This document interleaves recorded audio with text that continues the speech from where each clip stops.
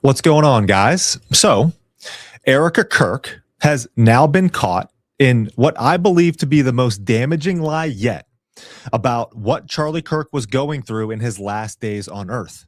Candace Owens exposed this lie, and the ramifications of this are huge and very important for us to hammer on, no pun intended. But Josh Hammer is involved in all of this, as you are about to see. When I heard Candace go through this, light bulbs in my head just started popping off. This is big, and I'll explain why. Also, Dan Bongino made his much anticipated return to podcasting and issued a statement to the American people critical of his performance that is downright arrogant and truly offensive. And finally, after the Epstein file release, Deputy Attorney General Todd Blanche went on Fox News and was grilled about the Trump administration's response to all of this. What he says here confirms the Trump administration have reneged on their promises to us. No one involved with Jeffrey Epstein is going to be held accountable, as you'll see. We'll start there. I'm Zach Costello. Is there any chance that any of these individuals who partied with Epstein and engaged in relations with minors will be prosecuted? Well, Any look, chance? I'll never say no, and we will always investigate any evidence of misconduct. But as you know, it is not a crime to party with Mr. Epstein, and so as horrible as it's not a crime to email with Mr. Epstein. And some of these men may have done horrible things, and if we have evidence that allows us to prosecute them, you better believe we will. But it's also the kind of thing that the American people need to understand, that it isn't a crime to party with Mr. Epstein. It isn't a crime to have Didn't look like that's all that was going on some of those photos. I mean, if the photos could speak, some of them look pretty bad. That's right. And unfortunately, photos can't speak. So is this the official narrative now? That it's not a crime to party with Mr. Epstein? And unfortunately, photos can't speak. So therefore, we can't do anything about any of this? We know that the individuals involved were doing terrible things. That's what he just said. But that doesn't mean we can prosecute any of them. You American people just need to understand this, okay? You can commit crimes at parties, guys. Criminal activity, like drug use, sex with minors, for example, these are criminal activities that take place at parties. Or are they just going to sit here and tell us that these big, powerful elites just got together to have pizza parties? But the ringleaders, this is important, but the ringleaders of all of this whole thing, ended up in jail. One still is, and the other has ended up dead. This MAGA movement was supposed to be of the people. It was able to bring people who were able to reconcile certain differences, politically speaking, because it was a people versus the elites movement.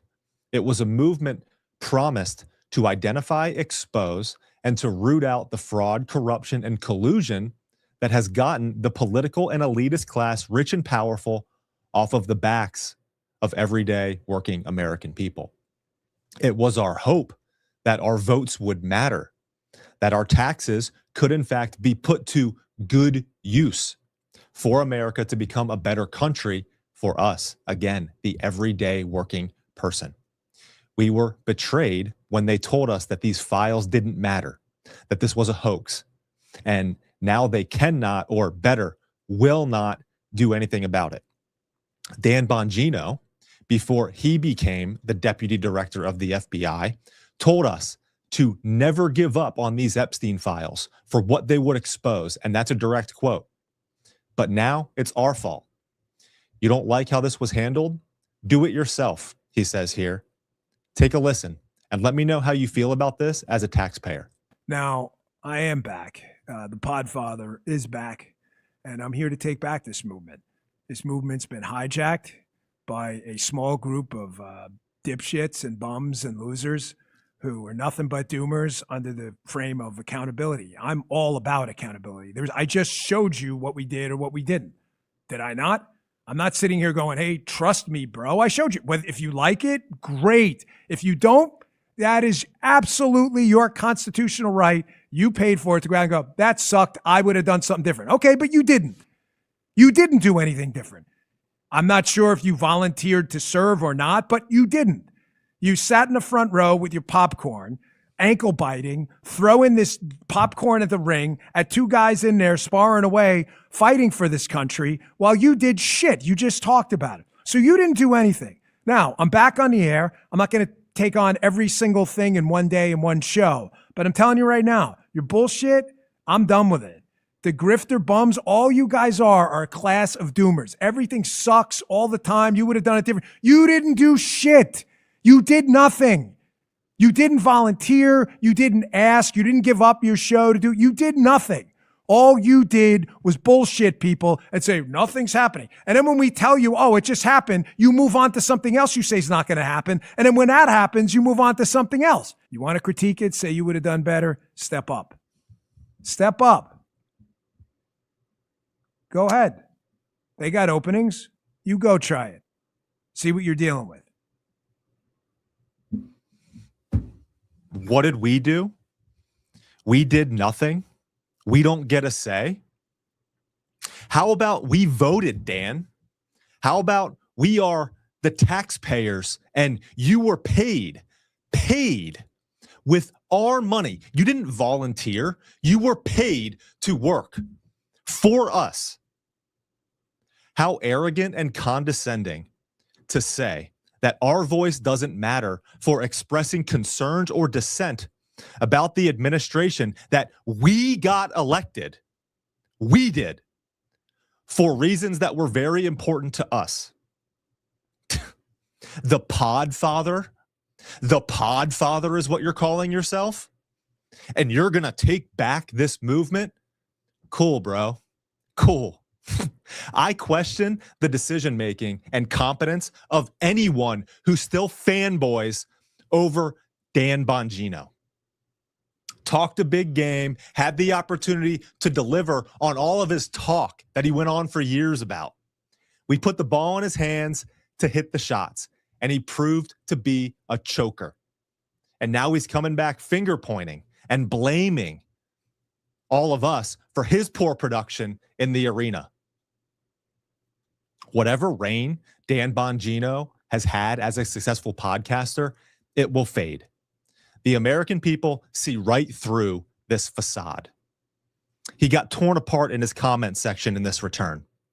His numbers were up, which he's bragging about, because people anticipated, they were excited about what he had to say. Let's see how long this game plays out. This is the long game here.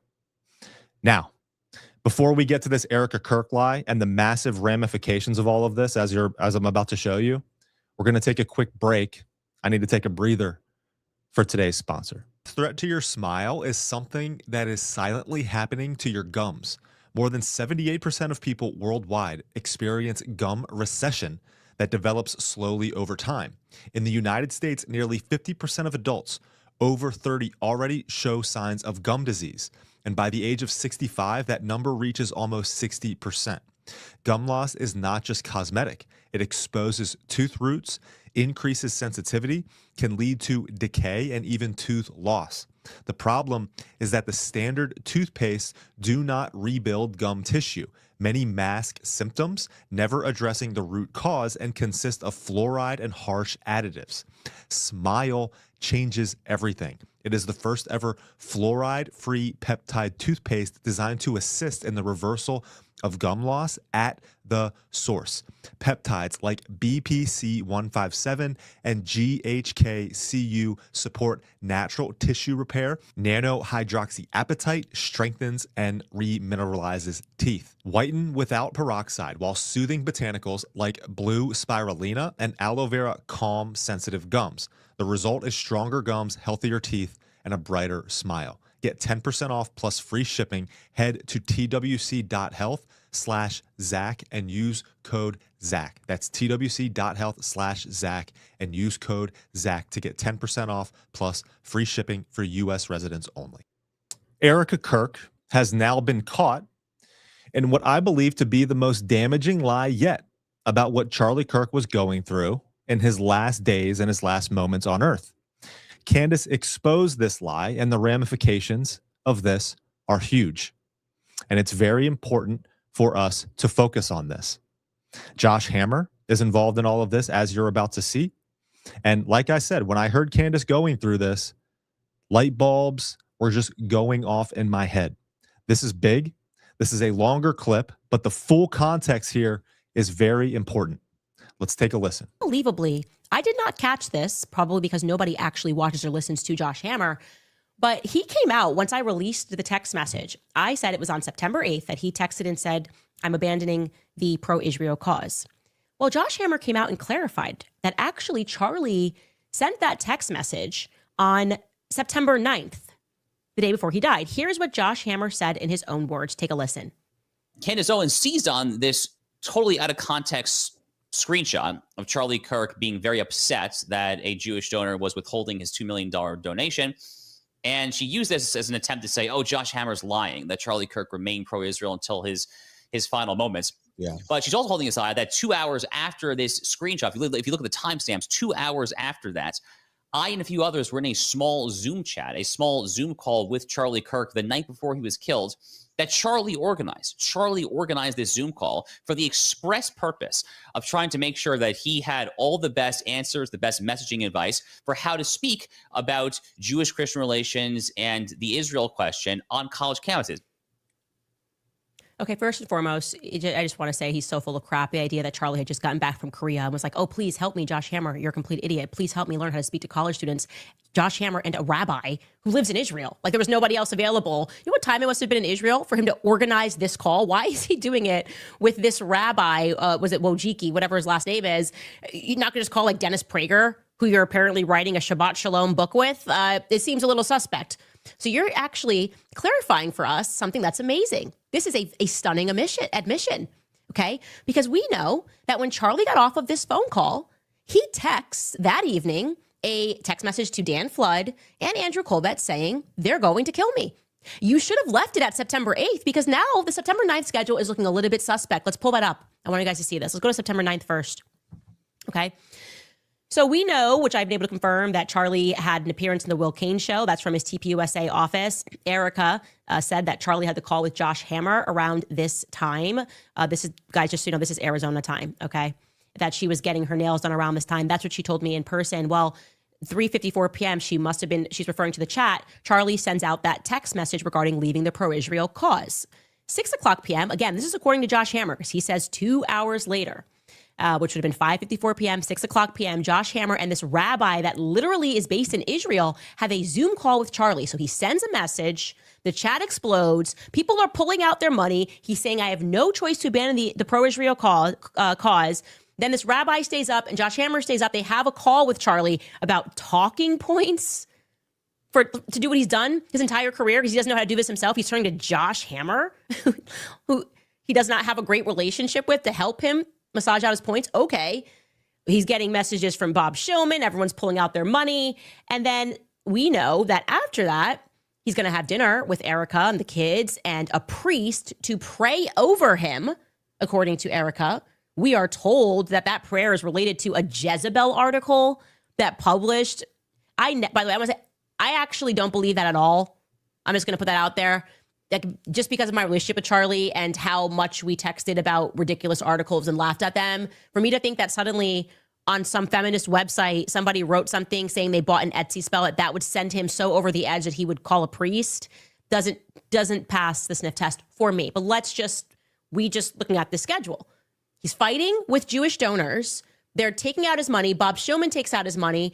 He then schedules this call with a rabbi and Josh Hammer. No, they were talking him off of the cliff.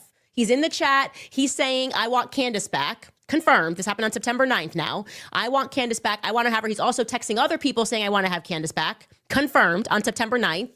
Now you've got, a panic call. Come on, just talk. Let's talk through this. Don't bring Tucker and Candace. Let's talk through this. He's not looking to debate with a rabbi. Hey, help me debate. This is asinine. They want us to believe he needed a rabbi, a priest, and a pastor in the last 24 hours of his life, all helping him with talking points. Okay. So then get that schedule back up. He ends this call. He has to have dinner in this hour, which I've confirmed. He did have dinner with his family and the priest to pray over him, this priest, at dinner. And then he messages Dan Flood and Andrew and says they're going to kill me. but he was obviously talking about the trannies. His day was being impacted by Israel. He was referring to Israel when he said that. He was referring to Israel. And I have one more thing to tell you. And this is really going to knock your socks off. This is crazy. I've clocked Erika on another lie. A big lie. I went back to my source. Remember I told you when I broke the story and then she had to admit that he texted Dan Flood. First she said, oh, he never texted Dan Flood or whatever. I have his phone. And then I was like, Andrew Colvett told me and my source had access to Dan Flood's messages.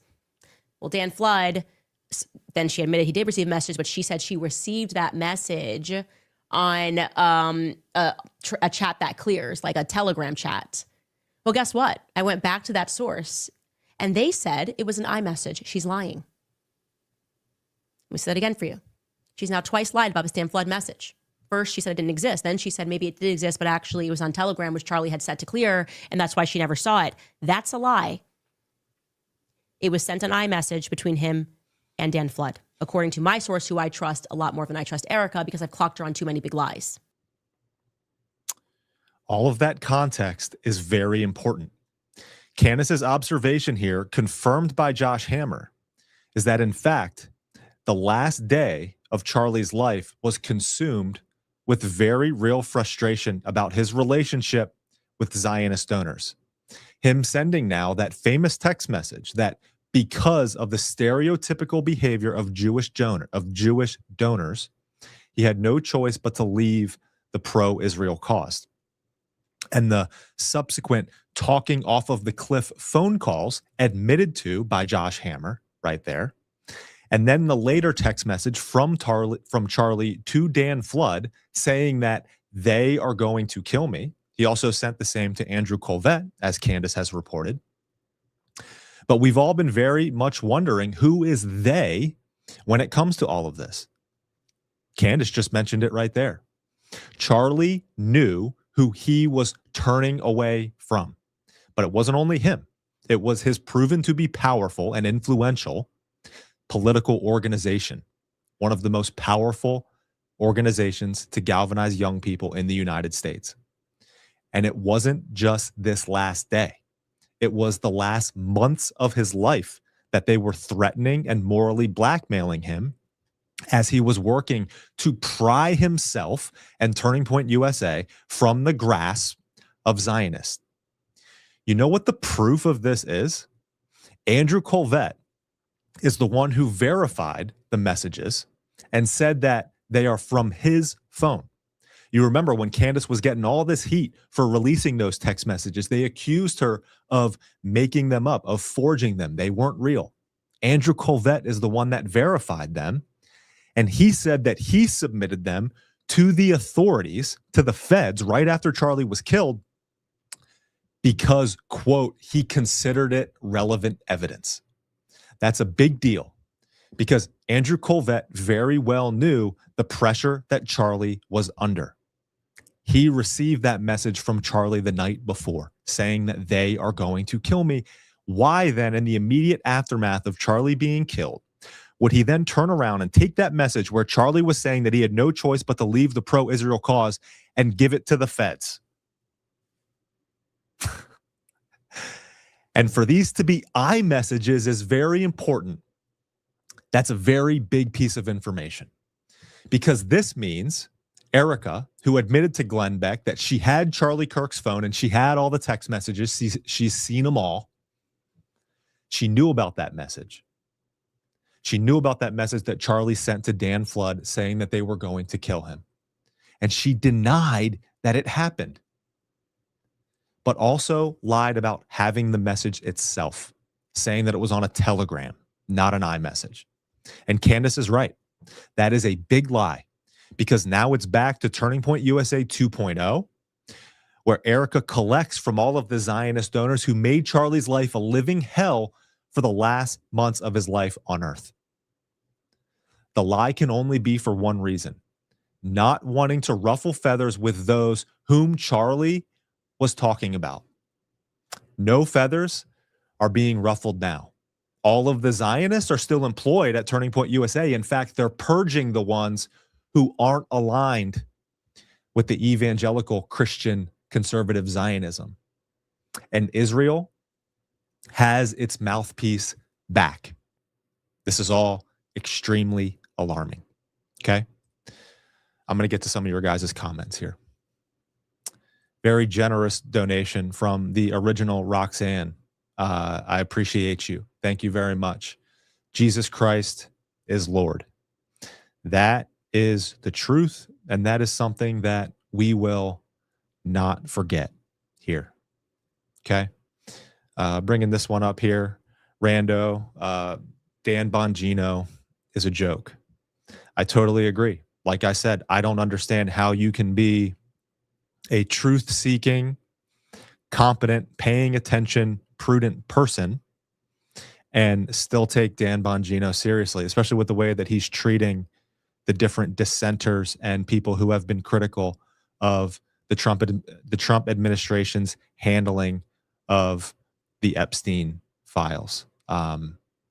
Deep State Dan, nobody special. That is a good nickname for him. I agree. Mar R310, Candace going max. Absolutely. Yes, she is. I thought that show yesterday that she released this information was a very critical piece of information. That's huge, as I just went through. All right, guys, that's all I have time for today. I hope you guys have a great rest of the day. Make sure to check out ZachCostello.com. That's where you can support this effort and this channel for now. Be on the lookout for an announcement, though. I've been talking about starting that organization and this movement to give a voice for Orthodox Christians here in the public arena. We need a front lines, boots on the ground, fighting in the trenches, in the arena of politics and media and culture on behalf of Orthodox Christianity, the same Orthodox Christianity that they are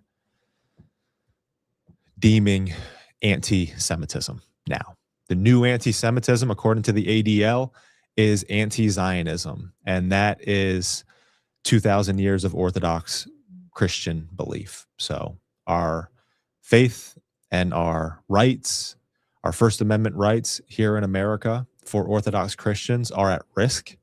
And this is something that we need to take very seriously. And it's something that we need to organize to fight against. So be on the lookout here for that. Again, check out that merch store at ZachCostello.com. Get yourself a One Nation Under God or a God First or a Set Apart, that means holy, hoodie or mug or hat. I appreciate all of you. Make sure you check out the wellness company, Smile. Get those teeth the way they should be with healthy toothpaste. Stop killing yourself.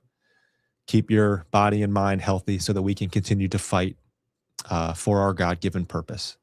I appreciate all of you, and I will see you tomorrow. I'm Zach Costello.